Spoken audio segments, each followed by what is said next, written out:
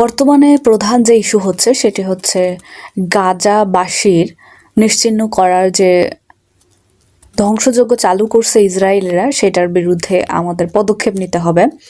আমরা যেহেতু আমাদের জায়গায় অনেক ক্ষুদ্রতম, আমরা সেইভাবে শক্তিশালী না, তাই আমাদের জায়গা থেকে আমরা পদক্ষেপ নিতে পারি, সেটা হচ্ছে তাদের পণ্য বয়কট করে। অনেকে বলতে পারেন এটা আবার পণ্য বয়কট করে কি হবে। আসলে আপনি যদি তাদের পণ্যগুলো বয়কট করেন, সেক্ষেত্রে তারা কিন্তু সেই পণ্যগুলার থেকে যে অর্থ সংগ্রহ করবে, সেই সংগ্রহ করে তারা কিন্তু তাদের প্রযুক্তি উন্নত করে, তাদের সেনাবাহিনীর উপর তারা ব্যয় করে। তারা এই যে ধ্বংসযোগ্য বোম, এগুলোতে তো টাকা লাগে, তো এগুলা তারা ব্যয় করতে পারে এই হচ্ছে তাদের পণ্যগুলা বিক্রি করে এই টাকাগুলা থেকে। তো আমরা যদি তাদের থেকে পণ্য কেনা বাদ দেই, তাহলে তারা অনেকটা চাপে থাকবে এবং তাদের আর্থিক ইনকামটা কম হয়ে যাবে।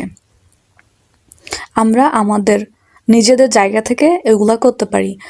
তো ইসরায়েলি যেসব পণ্য রয়েছে সেগুলা আপনারা ইন্টারনেটে সার্চ করলে পেয়ে যাবেন, অথবা আমি নেক্সট পোস্টে আমার এমনি পোস্টে দিয়ে দিব যে এখানে কোন কোন পণ্যগুলা ইসরায়েলের, এগুলো আপনারা বয়কট করুন।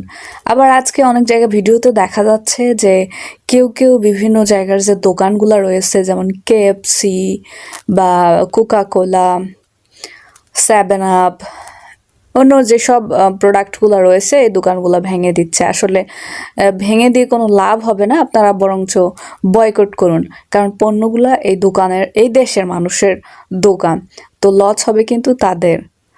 সো আমরা হচ্ছে নিরীহ মানুষদের পেটে লাথি না মারি, কিন্তু আমরা পণ্যগুলা বয়কট করি এবং আল্লাহর কাছে প্রার্থনা করি যাতে করে আল্লাহ তাআলা তাদেরকে সাহায্য করেন। তো এইটাই বলার ছিল। আশা করি আপনারাও আপনাদের জায়গা থেকে চেষ্টা করবেন সর্বোচ্চভাবে। আমিও চেষ্টা করব সব ধরনের পণ্য বয়কট করতে।